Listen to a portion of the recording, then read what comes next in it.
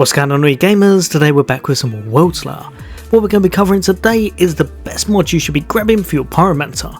So if you want to know what the best Pyro only mods are, then that's coming up next.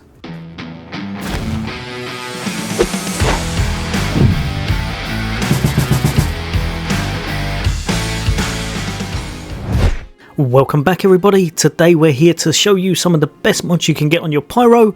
It's going to up your damage and just make things a lot easier as you clear the content.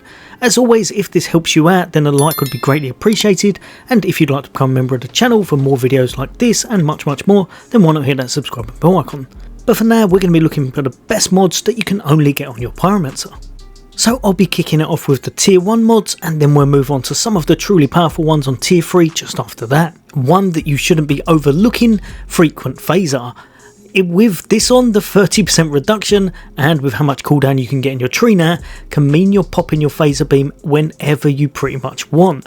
It's ridiculous how good this is now. Even without this, with some nice cooldown, you're not going to have to wait too long, but if you've got a very high focus damage build revolving around your phaser, this 30% decrease can be massive now. Exactly the same again with a phaser beam. This one's size matters, increases the beam's radius by 100%. If you're using your phaser beam to clear ads as well as boss nuking, this can be one you want to have a look at. Burnt out, I would say, is essential on pretty much every build that you're going to be using your heat waves on. Heatwave, damaged enemies take 15% more damage for 5 seconds and stacks up to 2 times. There's no real point grabbing 3 heat waves like we used to in the past.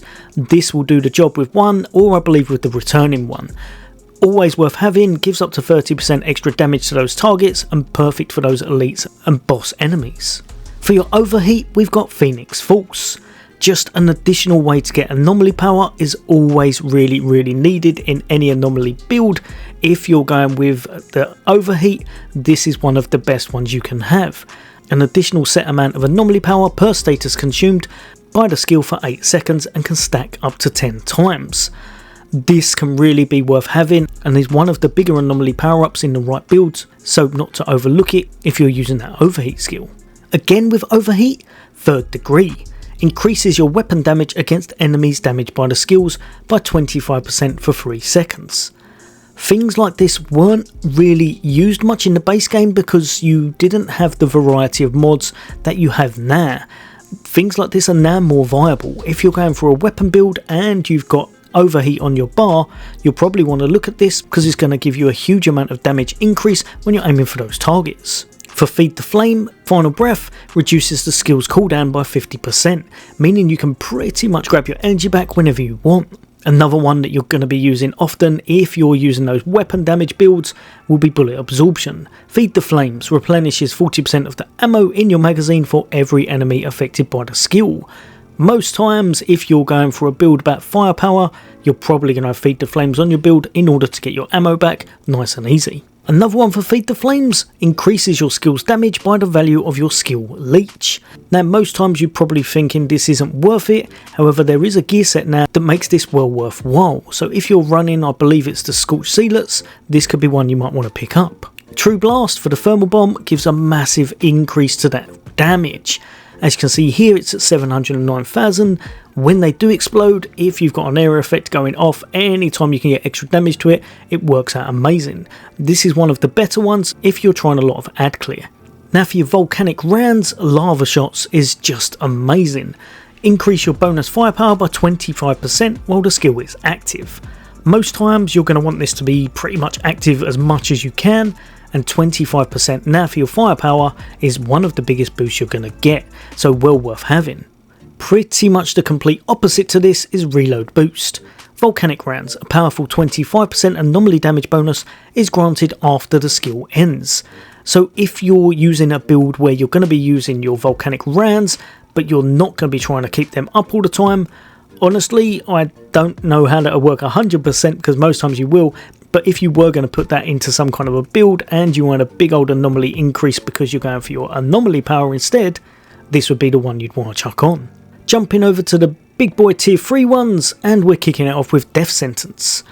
Just an amazing one in any build that you can put on that has Ash Blast. Your weapon damage and anomaly damage against enemies affected by the skill are increased respectively by 40% and 30% for 5 seconds.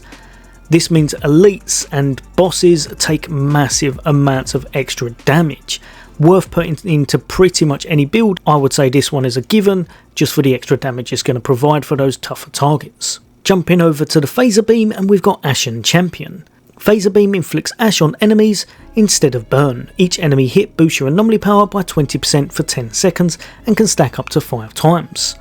This one, in the right build, can mean your anomaly power goes through the roof and you hit with massive damage, especially on your Phaser Beam. Obviously it does turn it into ash, so you will have to play around with your build a little bit, but this is one that's highly used in order to get a lot of anomaly power. Be careful though, because it often means your regen is much less, so if you're used to those burn ticks or a bit of regen, you may have to change things around in order to use this. A brand new one to us is this tier 3 Molten Lead. I think this might be one that's used very often. I want to make a build around it. It's just absolutely amazing. It does kind of align right in front of yourself for Heatwave, and it means that you're in an aura effect for 10 seconds that gives you 40% weapon damage. 40% weapon damage is probably one of the highest you're going to see in this game as a buff.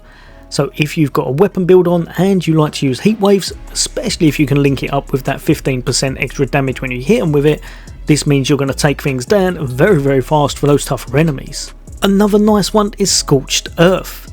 Heatwave. After the skill ends, the wave returns, dealing a nice amount of damage and inflicting burn to the enemies in its path. Again, hand in hand with what I said earlier, making Heatwave now very possibly the best buffer for your weapon damage for a pyro, and that's strength from fire. Using your skills grants 8% weapon damage bonus for each affected enemy for 5 seconds. This right here and this right here is something that I'll definitely be trying to build on, because I think that is a ridiculous amount of damage to be able to chuck at and add on top of your firepower and weapon damage. So it's well worth looking at if you're a pyro and you're okay with your survivability being at close range. For the thermal bombs, we've got Branded. Alongside one of the new gear sets, this is kind of a must-have, but I'd say it's probably one you put on any type of build as long as you're using thermal bomb. Enemies affected by the skill receive 30% more damage. As you can see with all of the mods we've got nowadays, they've reduced the flat amount of damage you're giving to things extra. It no longer stacks unfortunately, but 30% is still really big and worth having on any thermal bomb build. Another one for thermal bomb is Fire Trap. Thermal bomb, using the skill on a target marked or afflicted with burn, creates an explosion, dealing a massive amount of damage in a 4-meter radius. I found this one was amazing and I would pretty much put it on any single thermal bomb build I've got. Nice bit of damage, nice explosion, not a bad radius, not the biggest, but it just made everything work. If you've got a thermal bomb build on, put this on along with probably 2 thermals and you're good to go. On the flip side to that, however, is Thermal Reaction. Let me know in the comments if I'm completely off on this one, but I thought this was going to be the big boy. It was going to be the one I really wanted to get my hands on, and when I used it, I actually thought the complete opposite. Thermal Bomb, your next successful shot after using the skill, deals a very nice bit of damage in a 1.5 meter radius. Killing an enemy with your skill grants a 30% anomaly bonus for 3 seconds. On paper, that sounds absolutely amazing, but when I was using it, I often found the only time I was getting kills was on the smaller adds. The anomaly power bonus is only for 3 seconds, which I think is a little bit on the low side considering what you've got to do. And in my thermal bomb builds, most times I was getting the kills from very far distance, meaning that this wasn't coming into play anywhere near as much as I had hoped. Also, a little bit of probably a wasted slot if you're on those bosses. Yes, you will be able to still do that damage with your next shot, but you could probably chuck something in its place that would work a little bit better. For Overheat, we've got Detonator. Decreases the skill's cooldown by 50%. This is kind of ridiculous in some of the builds now, meaning you can spam that Overheat, especially if you can keep things on fire. This is going to mean some massive amount of damage, even on single target. Whereas before you'd probably think it's just for the ad clear. One to definitely look at if you can keep things on fire, say for example using Firestorm or something along those lines. Master Consumer, if you're able to make sure those targets have both of those status, the ash and the fire, this one's going to be your biggest boost to your damage for your overheat. The skill consumes either burn or ash status to deal damage. Consumption of both is going to increase the damage by 150%. If you can manage to get this into a build and you can make sure some of the targets have both of those statuses, this is going to make sure that you've got a lot of additional damage coming, especially like I said, if things are always on fire, always ashed, and you can make it so you can use them very, very often. One that could be really good to use, but you'd have to focus very heavy into that overheat build. Jumping over to the Feed the Flames, and my new favourite one for it is Ashen Bloom.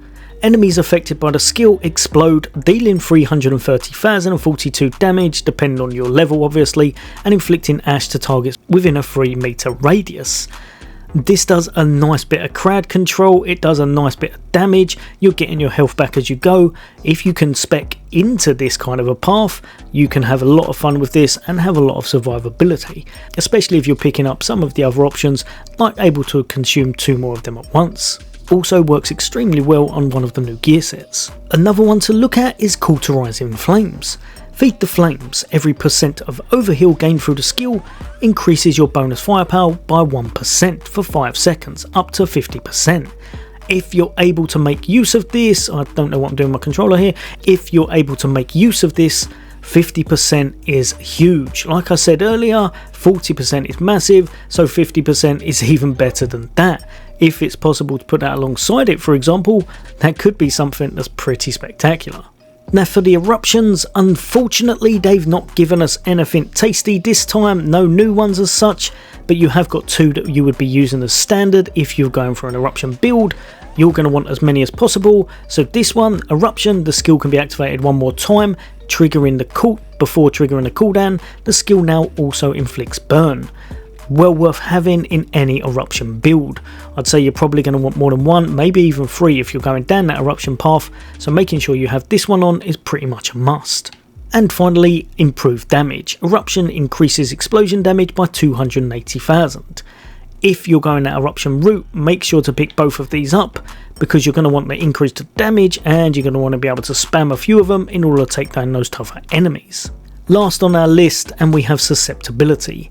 Volcanic Rounds decreases the resistance of enemies damaged by the skill by 40%. If you're very much spraying bullets everywhere, being able to cut through their resistance can be really, really nice. Especially in those nice high anomaly builds. Can definitely work well in a hybrid build, and is well worth chucking on if you're able to fit into your build without taking away from too much damage and such. Right, you gamers, hopefully that's helped a few of you guys and girls out. If you think I've missed any off, then why not drop it in the comments. But as always, for all things gaming, for all things Xbox, take care. I'll see you on next day.